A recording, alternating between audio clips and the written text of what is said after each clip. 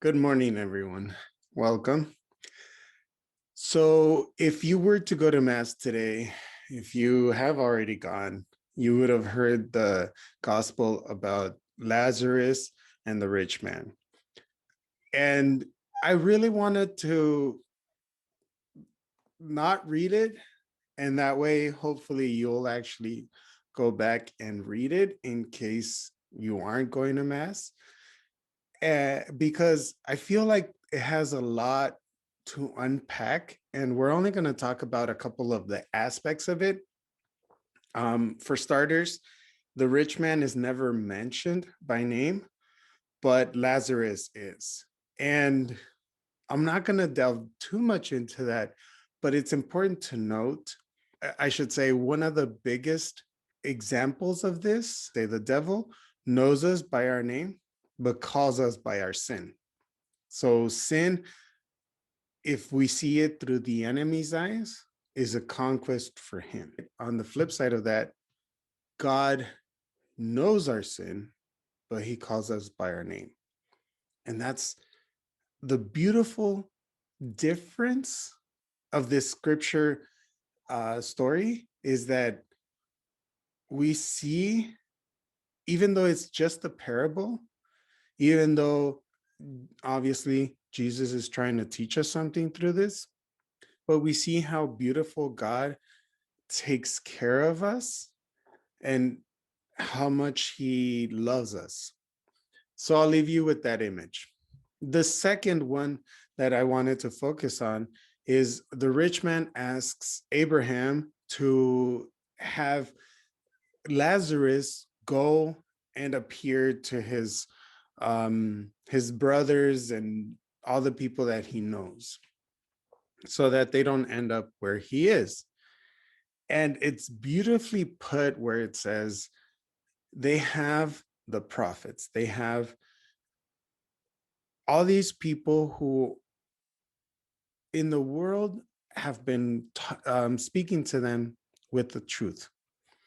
And if they choose not to listen to them, then it's going to be their own undoing.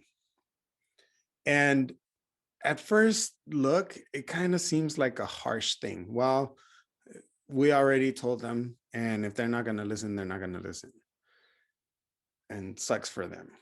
But in reality, it's a beautiful challenge for us, because then we have to remember that we have people in our lives that are holding us accountable, and we should listen to them. Sometimes we don't. Sometimes, I already spoke about having people judge us. And I think that's the biggest fear for people, is to have them be judged.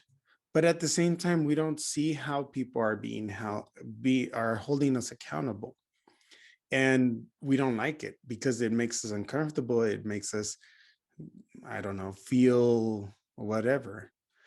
And the issue here is not that God is not merciful, and maybe we do need somebody to raise up from the dead, raise up from the dead and tell us something. But the reality is we have people around us, people that want the best for us, and they want to call us out on stuff when we're not being the best versions of ourselves. And so today, my focus, my challenge for you is to identify those people. We have a lot of people who help us sin. We have a lot of people who take us to those sources of temptation, or just plain and simply are there only for when we're having a good time. But we have very seldomly, very few people who are willing to call us to something better, to something greater. And those are the people that we push away.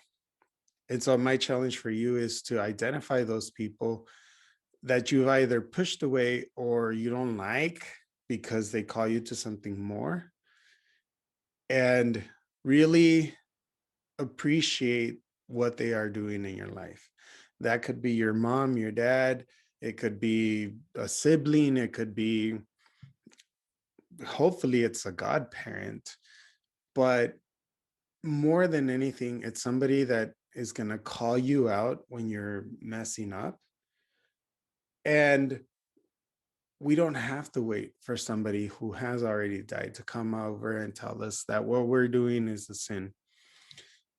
We should listen to those around us.